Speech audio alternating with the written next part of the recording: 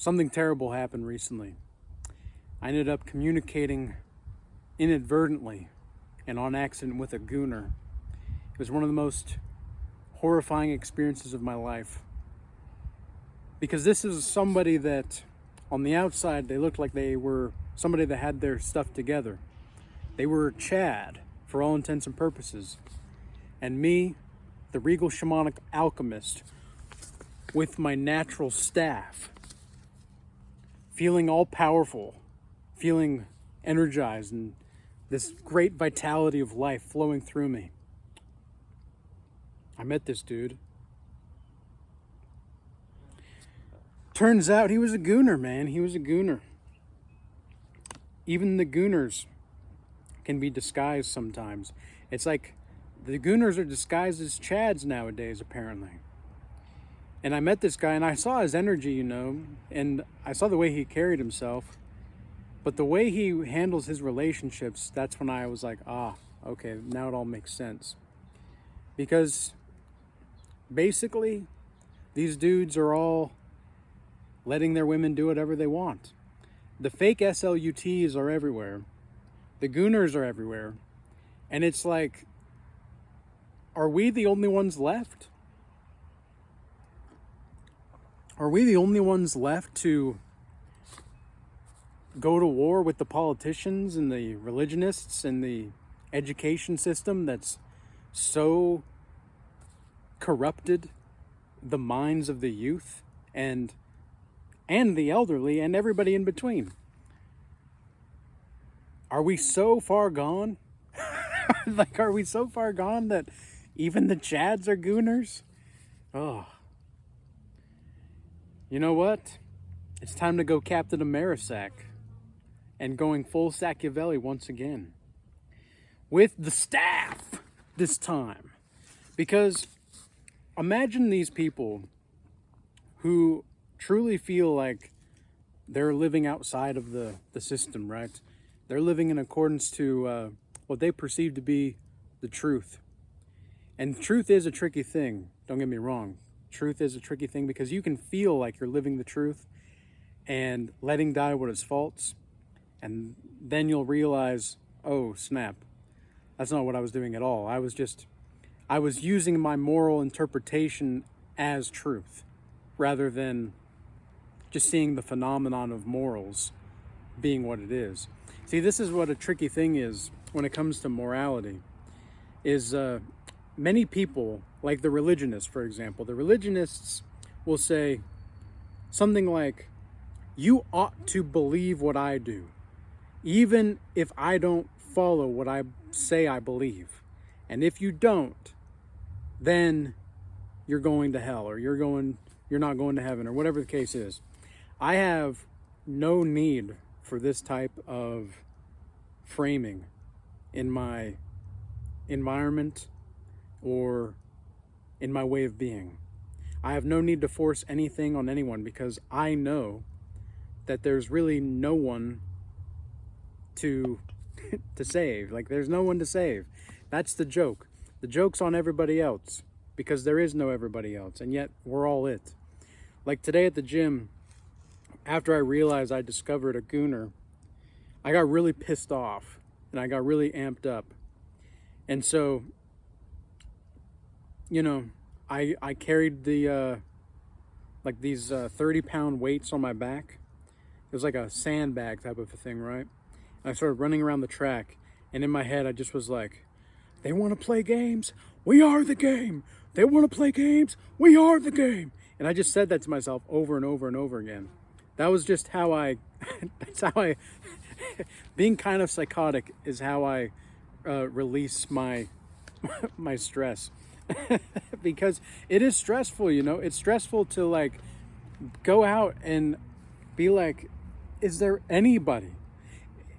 It's like when Brad Pitt in Troy, when he kills the big dude in the very beginning, and he's like, is there no one else? Is there no one else? Like, that's how it freaking feels, man. It's how it freaking feels. It's like, it's you versus the gooners and the fake SLUTs. That's all that it is anymore. And that's why I'm going to war. I'm in the spiritual war. We're all in the spiritual war, whether we want to believe so or not. It's just not always going to be looking like how we think that it's supposed to look. And that's the tricky thing about being in the truth, because you're existing and living on multiple planes of consciousness at one time. And people don't want you to know this. The society, the matrix, whatever you want to call it, the construct, the simulation, Maya, Satan, demons, the devil, they don't want you to know about this. It doesn't, whatever this non-human system is, because I don't think that we live in a true world. I think we live in a real world, but I don't think we live in a true world necessarily. Because those that are familiar with the Regal timeline theory and Regal change old timers, you are well aware of my stance on this. Because that which is real is not always true, but that which is true is always going to be real. And you see, this is what happens with the Gooners. This is what happens with people who are making a career out of gooning. I genuinely think that Gooners have always been the case. Like, we've always had Gooners in our society, but the vast amount of, and we've always had fake SLUTs in our society as well, but holy smokes, recently it's like everything's a deception. Everything's fake. Everything is for one purpose or another. And it's like, I genuinely think sometimes that the only place to get raw, true information, at least let me say this, true to the best of my ability, because I'm not the arbiter of truth, but I aim to live the truth and let die what is false. This is the tricky thing about following like Christ, right? Because I don't necessarily say that I follow Christ anymore, but I embody Christ's teachings just as much as I aim to embody the Bhagavad Gita's teachings, as much as I aim to embody Marcus Aurelius's meditations, teachings and such. Like I aim to embody a lot of these things. But the thing is, to embody these things, you have to let go of your somebodyness, because society has put you into somebody training. This is what Ram Dass calls it, somebody training. And everybody's trained to be somebody. Like, well, if you do this, then you'll be somebody like me. This is what I don't like about a lot of these content creators talking about the topics that I talk about. But I talk about things in such a different way. I respect a lot of these creators, but I don't think that we're trying to do the same thing. Because the way that I see this is, number one, I'm living the truth to the best of my ability, because I really don't see anything better to do with my time in this incarnation than to alleviate unnecessary suffering. I don't see any other thing worthwhile than to do this. And if I can be, paid to do that, that'd be great. So that's what I choose to do. Because we all have to make a living to some degree. We all have to live in some way, shape, or form in this matrix, unless you want to just opt out of the matrix entirely. Because this is something that I've been thinking about, right? Because I've been wondering about how, I just turned 30 a couple weeks ago, and I'm thinking to myself,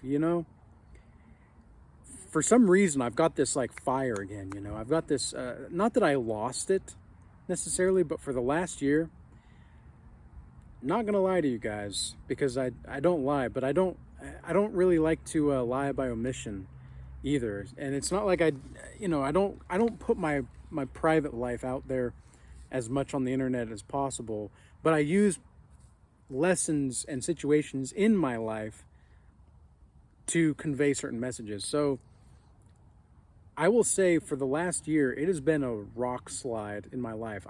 It's so crazy because it's been roller coaster rides. It's been amazing. But this is where I've learned to really embody my own my own wisdom here. Because in my book, the Book of Oldishness, I talk about being a lover of uncertainty.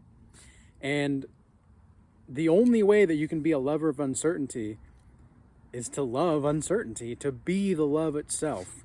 You have to be agape love in order to love uncertainty. You have to, basically agape love, for those of you that may not be familiar, it's basically a godly love. Godly love in the sense that you're just holding space to hold space for whatever arises, and you keep opening your heart. It doesn't mean that you give away yourself for no reason, but you keep opening your heart, right? That's what I encourage. And so what I've realized, because I'm finally getting to a place where I feel stable, like really stable again. And now that I feel that stability internally in a new way, not that I haven't been stable internally, of course, it's just like stable in the sense, how do I describe this? Because I definitely have not been stable. It's just that I feel even more grounded than I did before in such a new, profound way. Like I was grounded before and I was practical before, but now I am non-linearly practical. And that's a very new type of thing, considering the essence of timelessness, because that's what the soul of existence is. The soul of existence is timelessness. And this is what these gooners and the SLUTs that are fake don't understand or understand. They don't understand the density of our being is determined not by what we have to appear as, but as who we be, as who we are. And that's what you get in this life. You get what you are. You don't get what you feel like you deserve. You get what you are. This is a sovereign law in the Regal timeline theory. Now, also consider that these people who are out here that are trying to portray themselves to be a certain way or live life in a certain way, and yet they're not even capable of living their own embodiment. You see, that's what I aim to do. I don't try to like tell people what to do. I am right there with you guys. I'm right there with my shamanic wizard staff, ready to go, ready to point my will in the direction that I want to go in accordance to the soul of existence. Because I do not care really what the outcome is. I know that being who I am is going to be enough. And the outcome is going to be exactly what it needs to be. You can't really judge your progress. This is what I've learned in the last year. You can't judge your progress based off of the matrix or based off of the simulation's perception. Because let's say this, right? Because I don't have retirement planned out. I just don't. I don't plan to retire. I plan to accumulate certain assets and then use what knowledge I have in regard to the multimillionaires that I've worked with, because I've learned from them just as much as they've learned from me, and vice versa. Because there's a value exchange, right? Like in my Godlike Mastery offer and in the Regal Academy. I was going to say my Regal Academy, but I don't think it's like mine. I don't like to think about it as like my possessions, but for sake of practical speech here, my Regal Academy, I aim to do an energy exchange of value for value. And so that's what it is. It's not exchange, it's not a transaction necessarily, but it is a transaction, because we live on multiple planes of consciousness simultaneously. And so, yeah, like I would be blind not to see that the system that I have in the Godlike Mastery as well as the Regal Academy to get out of systems is still a system. Now, it's a system because any system that is worth anything is going to be a system to get you out of systems. Gooners and fake SLUTs want you to stay stuck on the time loop of status, wealth, power, all these things. And look, don't get me wrong, power is important. In fact, I just launched the 48 Laws of Power class in the Regal Academy, and I'll be releasing laws, 2 laws at a time, just to make it more digestible for everybody. And then that way they can, study it on their own in accordance to how they want to. And there's just a value for value exchange, because I want to serve and I want to give, But if the giver is not receiving something, then forget it. Now, if you're a religionist and you hear this, you might be like, well, that's well, that's not what Christ did, or that's not what Allah did, or that's not blah, blah, blah, blah. Listen to what I'm actually saying. Because as long as you identify with the giver, then yeah, if you don't receive anything, yeah, forget it. But if you just want to be the giving, or if you want to be the help, that's a completely different phenomenon. It's a completely different way to look at it. This is what I talk about when I talk about narrative structures being projected into the symbolic narrative field. You know, what kind of timeline do you want to be on? Do you want to be on a low value, low cost timeline in which you're kind of just, you know, a gooner or a fake SLUT? Or you want to be on a high cost, low value timeline where that's where gooners and fake SLUTs live. That's where they have the party. Like, think about Dante's Inferno, right? Like, I did a 7 Deadly Sins class in the Regal Academy about a year and a half ago or so.